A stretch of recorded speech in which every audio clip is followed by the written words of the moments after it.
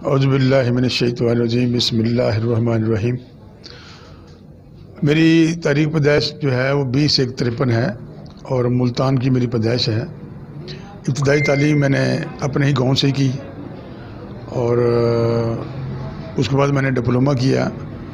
Diploma करने के दौरान ही हमने बुला लिया गया Pakistan HMC Taxila, heavy mechanical complex Taxila है, एक इदारा है, वहाँ पर हमें पोस्ट कर दिया गया। वहाँ पर जहाँ तक ताल्लुक़ है सियासी का, गांव के नंबरदार थे हमारे नाना जी थे चौधरी अब्दुल गफूर साहब। मैंने उनकी सोबत से सब कुछ सीखा है मैंने। तो वो उनके फ़ैसले, उनके बैठना उठना, उनके मामलात, सियासी मामलात, समाजी मामलात सारे मैंने अपने वालिदैन से और अपने ख़ानदान से सीखा मैंने। मेरे वालिद साहब भी माशाल्लाह सियासी समाजी आदमी थे, अच्छे नमाजी प्रेसिडेंट थे। तो इसी तरह हमारे नानक से हमने उसकी बैठक में जब बैठते थे हम, तो सारा कुछ मैंने वहाँ से सीखा। सियासी जो है या समाजी काम करना जो है मुझे वहीं से मिला है ये। और उसके बाद मैट्रिक जब डिप्लोमा कर लिया पाकिस्तान स्टील में, हमने HMC जब मैंने ज्वाइन किया तो उस वक़्त आल पाकिस्तान हमने एक TT इंस्टीट्यूशन बनाई थी हमने, उसका मैं जनरल सेक्रेटरी मुंतखब हुआ था। तो वो इसलिए बनाई थी वो कि डिप्लोमा कर हमें वहाँ पर जाने के बाद हमें लेबर कंसिडर किया जा रहा था और एक अच्छा स्केल नहीं दिया जा रहा था हमें। तो फिर जब वो हम तकरीबन वहाँ पर 90 अफराद बच्चे थे तो हम तो रहमिया खां के 30 लड़के, 30 लाहौर के, 30 हम थे मुल्तान के, यानी 3 बैच वहाँ पर आए और हमने ये यूनिटी कैम्प की। वहाँ पर यूनिटी कैम्प करने के बाद हमने अपने मसाइल खड़े किए, वहाँ पर बताए उनको, और शुक्र अल्हम्दुलिल्लाह वहीं से कामयाबी हुई। वहीं से हमने फिर इलेक्शन लड़ा यूनियन का। फर्स्ट टाइम मैंने वहाँ पर 76 में जो मैंने वहाँ इलेक्शन लड़ा है यूनियन का, वो हमारी जीत थी और मैं वहाँ CBC मैंने वहाँ गुजारी है। और जब वहाँ पर मामला चले तो अच्छा एक मामला चला, अच्छे फैसले किए हमने। लेकिन क्योंकि गवर्नमेंट पर हम भारी पड़ रहे थे वहाँ पर, तो उन्होंने हमें यहाँ पाकिस्तान स्टील मिल में ट्रांसफ़र कर दिया। और जब यहाँ पर आ गए हम, तो यहाँ पर ऑलरेडी हमारे कम से कम कोई 300-400 अफराद जो थे टेक्सला से आए हुए, वो मुझे जानते थे। तो फर्स्ट टाइम हमने CUP अपना फैसला किया कि यार गेट टुगेदर किया जाए दोस्तों का। तो क्योंकि मुझे जानते थे और मैं भी जानता था उनको। जब हमने गेट टुगेदर गैदरिंग की तो एक उसका नाम रख दिया गया फ्रेंड्स वेलफेयर एसोसिएशन। तो बल्कि यहाँ भी ये कहना चाहूँगा कि दोस्तों ने उसको कुछ अरसे के बाद वो फ्रेंड्स वेलफेयर एसोसिएशन, हमने वो टेक्सला बेसिकली टेक्सला ग्रुप था, तो खामखा उसको पंजाब फ्रंट का नाम देकर बदनाम कर दिया। बेसिकली वो friends welfare association Taxila group था वो। ये मैं आपको बुनियादी बात बता रहा हूँ। मुझे वहाँ फिर हम जो हमारा जो ग्रुप हमारा वर्द वजूद में आ गया, तो उस वक्त फिर ट्रेड यूनियन का यहाँ इलेक्शन होता था। फर्स्ट टाइम हमने गुलजार बेगम को, जब यूनियन थी यहाँ पर, हमने उसको सपोर्ट किया इस पासलों के मुकाबले में और वो जीत गई। उसकी हमने तकरीबन कुछ 7 अफराद हमने उसने पार्टी में लिए थे हमारे। लेकिन कुछ 3 महीने के बाद ही हमारे उनसे झगड़े शुरू हो गए। मैं खुद उसमें नहीं आया था, लेकिन हमारे कुछ दोस्त उसमें हमने शामिल किए थे, लेकिन नहीं चल सके। उनका अपना एजेंडा था, नहीं हमारी बात बन सकी। हमने तकरीबन 5-6 महीने के बाद उनको छोड़ दिया हमने। तो नेक्स्ट टाइम हमारे पास ऑप्शन पासलो यूनियन का था। तो पासलो यूनियन से फिर हमारी जमात के लोगों से, इनके लोगों से जब बातचीत हुई तो हमने 5-6 आदमी इसके अंदर पासलों में शामिल किए। और अल्लाह का शुक्र मैं कहता हूँ कि आज मेरा वो फ़ैसला अच्छा था कि आज जमात इस्लामी में हम बैठे हुए हैं। उसकी वजह से पासलो लेबर फील्ड से हम निकल कर आए हैं और आज भी लेबर फील्ड में हम वो कहीं नहीं गए। कारकुन जमात इस्लामी हमें फ़ख्र है इस बात का कि हमें अच्छा एक इदारा जगह मिली, अच्छी पार्टी मिली। और मैं बेसिकली पीपल्स पार्टी मेरा ग्राउंड है मेरा मुल्तान के हवाले से। लेकिन जब यहाँ पर मैंने यहाँ देखा कि मुझे मज़ा नहीं आया पीपल्स पार्टी के अंदर, तो मैं जमात के अंदर जैसे जैसे ऐसे ऐसे गए, तो आज शुक्र अल्हम्दुलिल्लाह हमें बहुत सारा पॉलिश कर दिया उन्होंने। जहनी लिहाज से घर में भी हमारा पहले से एक दीनी रहना था हमारा, लेकिन यहाँ पर जब हम इस जमात इस्लामी के अंदर आए, मज़ीद हमें पॉलिश हुई। हमें अल्लाह का शुक्र है कि आज बहुत सारी बुराइयों से बचे हुए हैं। CBA 2 दफ़ा गुजारी है, कोई करप्शन का इल्ज़ाम नहीं है। 4 साल जो मैंने यूनियन काउंसिल में गुजारे हैं मैं ये समझता हूँ मैंने ज़ाय कर दिए वो, क्योंकि मैं जो चाहता था मैं काम नहीं कर सका। करप्शन के जहाँ तक लगा, मैं बिल्कुल मेरा एक पैसे का हिसाब देने की तैयार हूँ मैं, जब मर्जी चेक कर लिया अगर। लेकिन क्योंकि एक दिल दुख रहा है कि यार मैं जिस मकसद के लिए आया था, मैं अपने यूनियन काउंसिल में अपना काम नहीं कर सका। जो मेरा अराद मुकासद थे, मेरे जो दिली मेरी ख्वाहिशात थी, मैं वो नहीं कर सका। ये 4 साल मेरे ज़ाय हुए है। बाकी मेरी तो जो लाइफ है, अपनी कोशिश होती है कि यहाँ पर इस इलाके के अंदर गुलशनदी में हम बैठे हुए हैं। जब हम देखते हैं गुलशनदी का हाल, ये रोडें, ये सारे मामलात, चोरियाँ, चिकारियाँ, डकैतियाँ, ये क्या है ये? हम लोग तो यकीन करो बेबस होकर बैठे हुए यहाँ पर। जो 12 ने जिनके हुकूमतें हैं 12 साल से पीपल्स पार्टी बैठी हुई यहाँ पर, क्या कर रही है वो? क्या मतलब यही सिर्फ हम यही करते रहेंगे? 4 डाकू पकड़े जेल भेज दिए, 2 डाकू पकड़े जेल भेज दिए, एक जेब कतरा पकड़ा जेल भेज दिया, ये काम नहीं है। बेसिकली इसका हल जो है, मतलब मैंने कोशिश की थी वो मैं नहीं कर सका। एक लड़ाई लड़ते रहे हम कि मैं गांव का रहने वाला हूं। गांव के अंदर एक जो नंबरदार होता है गांव का, ये हर फर्ज जो है दूसरे को जान रहा होता है। जब वो गली मोहल्ले से बाहर निकलता है ना बंदा, कोई भी हो, नमाज पढ़ने गया कुछ भी गया, तो फालतू बंदा देखते हैं ना बैठा हो, तुम क्यों बैठे हो यहाँ पर, वो पूछता है। तो जब वो बताएगा तो अपना बताएगा मैं किसको मिलना है, मैं वहीद को मिलना है, असलम को मिलना है, अकरम को मिलना है, ये नहीं बता सकेगा तो मतलब है वो किसी मार पे आया हुआ है। तो वो गांव के लोग पकड़ लेते थे और पुलिस के हवाले कर देते थे, ये खुद ही फैसला कर लेते थे। यहाँ पर क्या है, आज मोहल्ला कमेटी की ज़रूरत है। मैंने एक सिस्टम बनाया था, बल्कि तकरीबन वर्किंग में कर चुका था, लेकिन टाइम ख़त्म हो गया हमारा। तो जब भी अगर अल्लाह ने कभी मौका दिया तो मोहल्ला कमेटियाँ बनाई जाएंगी। जमात इस्लामी का जब नेमतुल खान एडवोकेट जब वो मेयर बने, मेयर अफ़गानी भी रहा यहाँ पर, 80 गज के प्लाट में पैदा हुआ, 80 गज में प्लाट में ही मर गया वो। 2 दफ़ा मेयर रहने वाला कराची शहर का। और आज उसके बाद मेयरशिप जब मिली जमात इस्लामी को नेमतुल खान के शक्ल में, अल्लाह का शुक्र देखें आप कितना काम हुआ है। उनके जो मंसूबे हैं, अगर वो पाए तक मिल तक पहुँच जाते सारे, तो शायद कराची की सूरत तब्दील हो जाती। उसके बाद कमाल साहब आए, कमाल ने तो अपना कमाल किया। वो 80 गज के मकान से उठकर वो हज़ारों गज में पहुंच गया, पराठों में पहुंच गया। वरना एक आदमी का आम आदमी था वो, आज वो बन गया। वो पीपल्स पार्टी के लोगों को देख ले, शजील मेमन जैसे लोग बर्फ बेचने वाले आज वो अरबोपति पार्टी बन गए हैं। ये असल में जब तक लूट मार जमात इस्लामी ने अपनी लूट मारने की, मुझे अच्छी तरह याद है कि मैं एक दफ़ा खान साहब से मिलने गया, तो वो उन्होंने जब टाइम हुआ रोटी का तो कहने लगे चौथ साहब आ जाए, यहीं बैठ के बात करते हैं। तो उन्होंने टिफ़िन छोटा सा निकाला, उसमें 2 रोटी पड़ी, थोड़ा सालन था। कहते भी आ जाए, 2 नवाले आप भी लगा लें, मैं भी लगा लूँ। गवर्नमेंट खाना मैंने नहीं खाना, ना आपको खिलाना है मैंने, तो ये खाना खाते हैं, बल्कि अपना काम शुरू कर देते हैं। मैंने वहाँ 2 नवाले लगाए, उनके साथ बैठा, कंपनी की बातचीत की, मैं चलाया। यानी कि ऐसे लोग बहुत कम मिलते हैं। ये जमात इस्लामी की मेहरबानी है कि वो पॉलिश करती है। मुझे पॉलिश किया, अगर मुमकिन हो किसी और पार्टी में होता शायद मैं भी चोरी चकारी करता यहाँ पर। मुझे जमात इस्लामी की वजह से मैंने यहाँ पर अपनी करप्शन नहीं की किसी में। मुझे खौफ है अपने पार्टी का भी, अल्लाह का भी खौफ है, पार्टी का खौफ भी है। इसी तरह जब अगर आज पाकिस्तान के अंदर, कराची के अंदर, अगर आपको यहाँ पर अच्छा एक मकाम पैदा इसको डेवलप करना है, तो बड़ा बेहतरीन मौका है कि जमात इस्लामी को इसको लीडरशिप दी जाए। इसको मुझे अच्छी तरह मैंने वो नक्शा देखा था, खुद जो प्रोग्राम देखा था मैंने, नेमतुल्लाह खान साहब ने एक प्रोग्राम बनाया था कि ये जो अपना क्या नाम है, ये एबर कंपनी, यहाँ से हम पुल उठाएंगे, डायरेक्ट वहाँ पर जाके उतारेंगे अपना केटी बंदर पे जाके, यानी कि अपना टावर के पास 4-5 पॉइंट दरमियान में छोड़ेंगे हम उतरने चढ़ने के लिए।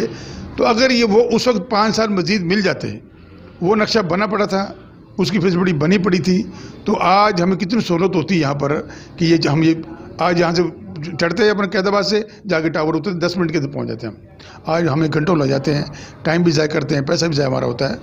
तो ये चीज़ें कुछ ऐसी होती हैं जो बुनियाद, जैसे बासलो यूनियन है, गुलशन दीद की बुनियाद रखी, ये सोच है ना, ये जमात इस्लामी की वजह से हमने सोचा ना। ये मुमकिन हम किसी और पार्टी में तो नहीं सोचते ही है। हमने सोचा कि मजदूरों को यार मकान बना के दिए जाएँ, तो मकान बना दिए। आज लोग करोड़पति हैं यहाँ पर, अरबपति बन गए हैं।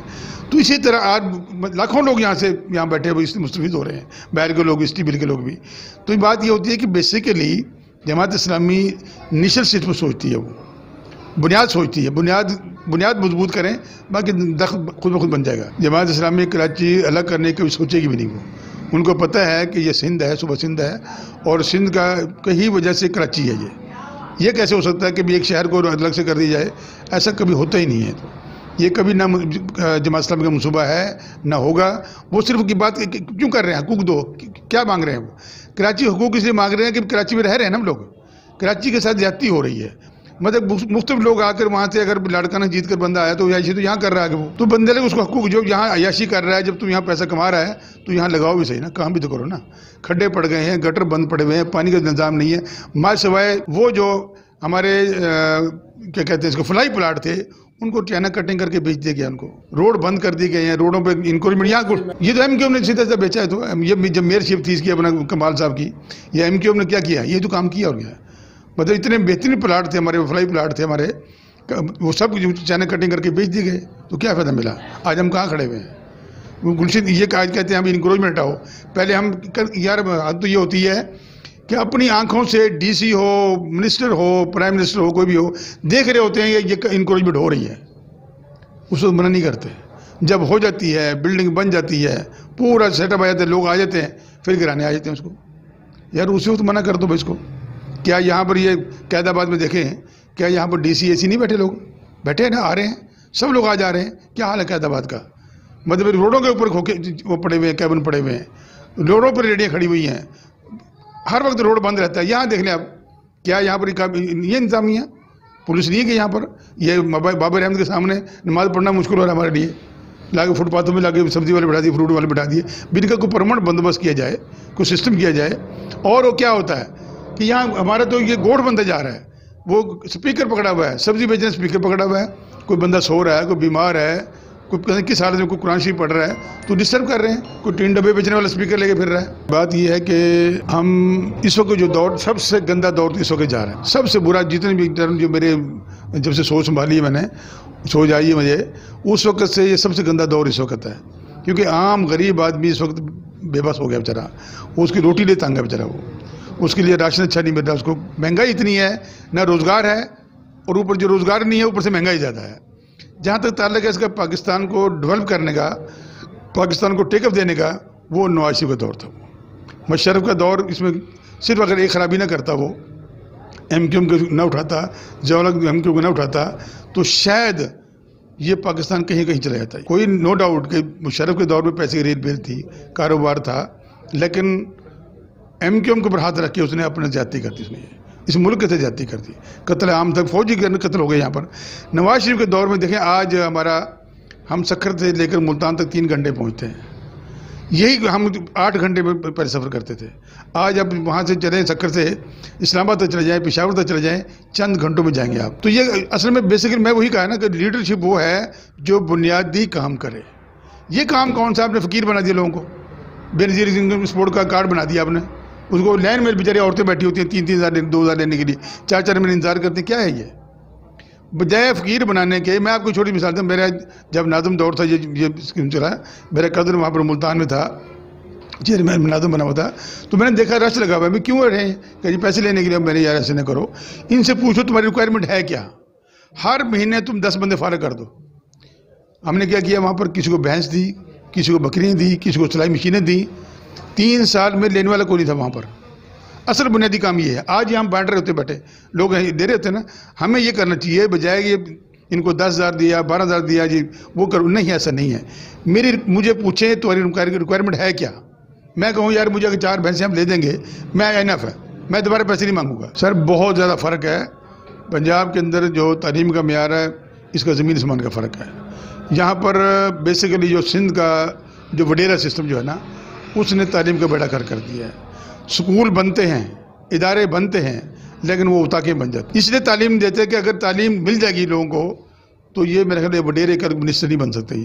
ये इनको वोट लोग नहीं देंगे। जो बाशऊर सिंधी होगा, बाशऊर जो शहरी होगा सिंध का, वो इनको वोट नहीं देगा इनको, इसलिए कि उनका अपना गर्द है, अपने पेट से गर्द, उनको कोई गर्द नहीं कि अवाम क्या करती है। ये सिर्फ वो लोग हैं कि इनको वोट की खातिर तो इनको सलाम करते हैं। ये जब वोट ख़त्म हो जाए, जब मिनिस्टर बन जाते हैं, तो ये हाथ भी मिलाना पसंद नहीं करते। ये बाज़ारों में बैठ कर धूल मिट्टी उड़ा के चले जाते हैं, हम देखते रह जाते हैं। तो मैं ये कहूँगा, हमारे सिंध के अवाम को गुजारिश करूँगा, जो रहने वाले सिंध के, कि कम अज़ कम होश के नाखर लें, तालीम हासिल करें। जब तक तालीम नहीं हो गई तो इनसे लोगों को जान नहीं छूटेगी। देखिए, मैं यहाँ तो प्राइवेट सेक्टर ने भी तालीम दी है। हमारे कराची के अंदर इस वक्त जो है, अगर प्राइवेट सेक्टर ना हो तो लोगों को तालीम ही नहीं मिल सकती। यहाँ पर मैं स्कूल एसोसिएशन का प्रेसिडेंट भी हूँ। हमने बड़ी कोशिश, हमने हर एक कानून पास किया हुआ है कि हर स्कूल वाला कम अज़ कम 10 बच्चों को फ्री तालीम दे, और दे रहे हैं। जो सोच कुछ लोगों ने नहीं भी दी होगी, मैं सबका नहीं कहूँगा, लेकिन बहरहाल हमने ये कानून पास किया था, कहा गया था, और मैं अपने स्कूल में 10 बच्चों को तालीम देता हूँ, मैं अपने कह सकता हूँ। लेकिन क्या है कि इसको कौन, मतलब ये गवर्नमेंट का स्कूल है यहाँ पर, कौन है? गुलशनदीद के अंदर एक स्कूल है, वो भी प्राइवेट कर दिया गया है। जो स्कूल कॉलेज बना है, वहाँ टीचर नहीं, स्टाफ ही नहीं है। कॉलेज बन के 2005 में बुनियाद रखी गई थी, 2020 में क्लासेस शुरू की गई, टीचर ही नहीं है वहाँ पर। 2005 में प्राइमरी स्कूल बनाने की कोशिश की गई, वो अब तक बिल्डिंग खड़ी हुई है, वहाँ पर पतारेदार बैठे हुए हैं। तो ये तालीम का हमारे सिंध का ये हाल है। लेकिन देखो मैं बताऊँ, शहबाज शरीफ को मैं अप्रिशिएट करता हूँ हमेशा। उस शख्स को मैंने खुद देखा है कि मेरे जो अपने रिश्तेदार कोई कंट्रैक्टर हैं इसके सिविल के, तो पुल के ऊपर वो खुद मोटरसाइकिल चलाकर, हेलमेट पहनकर, धोती पहनकर, पगड़ी बांधकर वो आ जाता था चेक करने के लिए, और कहता था कि मुझे 2 तारीख को चाहिए ही है। वो बिल्डिंग मिलती थी इनको, वो पुल उनको मिलता था। आज पंजाब में जाए ना, लाहौर में, और इंटरनेट किसने चलाई है? तो कोई बुनियाद थी तो रखी ना, चल गई वो। आज हमारा मतलब हम खुशहाल, मतलब लाहौर को जब देखते हैं, जो और इंटरनेट देखते हैं चलती हुई, तो किसी मुल्क के अंदर किसी की बराबरी कर रहा होता है वो। बिहार ये अमेरिका में ऐसे है, USA में ऐसे है, फलां जगह ऐसे है, हमारे लाहौर में भी ऐसे है। तो सिंध वालों क्या हो गया? मैं यहाँ एक बात करता चलो, ज़िमनी सी बात। जब यहाँ पर ये ग्रीन लाइन बस का मंसूबा चल रहा था, उसमें येलो भी थी, ब्लू भी थी, एक रेड, 4 लाइनें चलनी थी। ये नवाज शरीफ साहब यहाँ पर आए थे, उस वक्त हम चेयरमैन थे, मैं बुलाया गया था वहाँ पर। तो ये तमाम लोग वहाँ बैठे थे, इफ्तिताह किया गया था कि यार ये ऐसा होना चाहिए। ऑर्डर हो गया। 1 साल बाद आए नवाज शरीफ ने, उसका फीता काटने के लिए मैंने काम शुरू करना है यहाँ पर। आपके अपने कैमिल शाह साहब उठे, उनको कहा गया जी आपने तो, उनको कहा गया था ये 3 आपने करने हैं, ये काम मैंने करना है। जो वफाक ने करना था, वफाक ने काम शुरू कर दिया। और सुबह का हुकूमत का वज़ीर आला कह रहा है, उठ के कह रहा है, सही मैं आपसे हाथ बांधता हूँ, हमने तो अभी तो कुछ भी नहीं किया, हमने तो पेपर वर्क ही नहीं किया, आप तो साल के बाद इसको बनाने के लिए आ गए हैं। तो हमने कुछ नहीं किया, सर मेहरबानी करो, ये जो कौन सी जगह है जहाँ पर वो जिम्मेदारी कैद जो है, वहाँ पर जो जगह है गुरु मंदिर, आप यहाँ तक ले आए हो तो इसको आगे भी ले जाना, इसको ये भी आगे आप ही बनाओ, हमारे बस की बात नहीं है। ये ऑन ग्राउंड उसने कहा वहाँ पर। ये तो हमारे सिंध के लीडरों का हाल है, ये अपना सोचते हैं, अपने कराची का या सिंध का नहीं सोचते। ये अगर उस वक्त ये बन गया होता, ये चल रहा होता, आज ट्रांसपोर्ट कहाँ है कराची के अंदर? यार कितना जुल्म है। कराची शहर इतना बड़ा बेहतरीन शहर, ट्रांसपोर्ट ही नहीं है हमारे पास। लोग डंडा पड़ गए, बसों में लटके जा रहे हैं। बच्चे हमारे किस तरीके से पढ़ रहे हैं, किससे तालीम हासिल कर रहे हैं, कोई है जवाब? कोई कम अज़ कम ये हमारी हुकूमत को ये सोच, हम उन लोगों को आगे लेकर आएँ, उन लोगों को हम वोट दें जो हमारा सोचे, जो कम से कम इसका निज़ाम सही कर दें। इंटरनेशनल सिटी है कराची। आज अगर यहाँ पर क़यादत सही हो, ये दुबई को पीछे छोड़ देगा। देखिए मैं तो ये समझता हूँ कि जब ये पाकिस्तान स्टील मिल अपना बिल्कुल रमदावा थी, सारा निज़ाम सिस्टम चल रहा था, यहाँ पर बोनस भी मिल रहे थे। यहाँ पर मुझे अच्छी तरह याद है कि जब पीपल्स पार्टी हुकूमत आई, ये बेनज़ीर इनकम सपोर्ट स्कीम जो चलाई गई थी, ये इनकम सपोर्ट स्कीम चलाई फर्स्ट टाइम। उस्मान फारूकी साहब यहाँ पर वो थे, अपना MD थे, यहाँ पर चेयरमैन थे। तो फर्स्ट टाइम जो डोनेशन दी गई है पाकिस्तान स्टील मिल ने दी है, वहाँ से हमारा तबाही का सिलसिला शुरू हुआ है। यहाँ पर मैं फिर नाम लेने से कहूँगा कि जब ये यहाँ पर हमारे पास रॉ मटेरियल कम अज़ कम 20 अरब 25 अरब का माल पड़ा हुआ था, और बाकी 10-15 करोड़ का माल बना हुआ था, ऑन प्रोसेस था। उसने क्या किया कि उसको स्पॉट परचेजिंग पे ले आया। पहाड़ हमारे ख़त्म हो गए, स्पॉट परचेजिंग हमने शुरू कर दी। जब स्पॉट परचेजिंग शुरू हुई हमारी, तो उससे में क्या हुआ कि वो भट्टी हमारी आहिस्ता करो जी, स्लो करो जी, बैटरी को ख़त्म कर दो, ये ख़त्म कर दो, माल नहीं है जी। असल में दबाई का सिलसिला वहाँ शुरू हुआ। वो जनरल जावेद जो आया था, हमारे स्टील मिल का बेड़ा गर्क करने वाला, वो फ़र्द ऐसे होता। और उसके बाद दूसरे ऑप्शन पे फिर ये जद्दारी ग्रुप आ जाता है, जिन्होंने यहाँ से इनको पैसे लिए गए, फिर उसके माल जो बना हुआ था फिर जाती है कि इन्होंने अब ये चीज़ है बनी हुई है एक क्वालिटी की, लूटा कैसे है स्टील मिल को। बहुत सारे जो डीलर थे इनका डीलर माफिया जो था, उसका नाम मेरे जहन में नहीं आ रहा। तो जब क्या थे, ये इसको ए क्वालिटी के माल को C करके उठाते थे। ए क्वालिटी का माल का 80,000 रुपये है, B का 60,000 रुपये है, और C का 30,000 रुपये है। वो ए वाले को 30,000 रुपये उठाया इन लोगों ने, वो अरबों रुपये का नुकसान दे दिया ना। वहाँ से इसका बेड़ा गर्क हुआ स्टील मिल का। उसके बाद ये फिर ये ताब नहीं आ सका। बिल्कुल गलत है, हम इसकी मजम्मत करते हैं इसकी, और ख़ास तौर पर ये तरीका नहीं है। ये जो यहाँ पर असद उमर आ गया, इमरान खान साहब, ये जब आकर जो वादे करते रहे, कम से कम एक वादे पूरा कर लेते यार। स्टील मिल, मैं ये कहता हूँ कि स्टील मिल आपने चलाना जिस तरीके बेहतर ये था, एक अच्छी मैनेजमेंट देते इसको। खुदाई कसम मैं ये कहता हूँ कि यही लोग काम करते, मजदूरों का कोई कसूर नहीं है। मजदूर काम करना चाहता है, मजदूर काम करने वाले लोग हैं। ये सिर्फ मैनेजमेंट की कमी थी। अगर यही मतलब तहरीक इंसाफ, इनकी यूनियन भी इनकी आ चुकी थी, एक अच्छी मैनेजमेंट देते पाकिस्तान मिल चल पड़ती है और ये खसारे में कभी ना आती है। खसारा इसी वजह से होता है कि मैनेजमेंट जो है वो नाअहल होती है, वो काम नहीं करती अपना और डाल देती है मजदूरों के ऊपर। ये मजदूरों की वजह से हो गया, ऐसा नहीं होता है।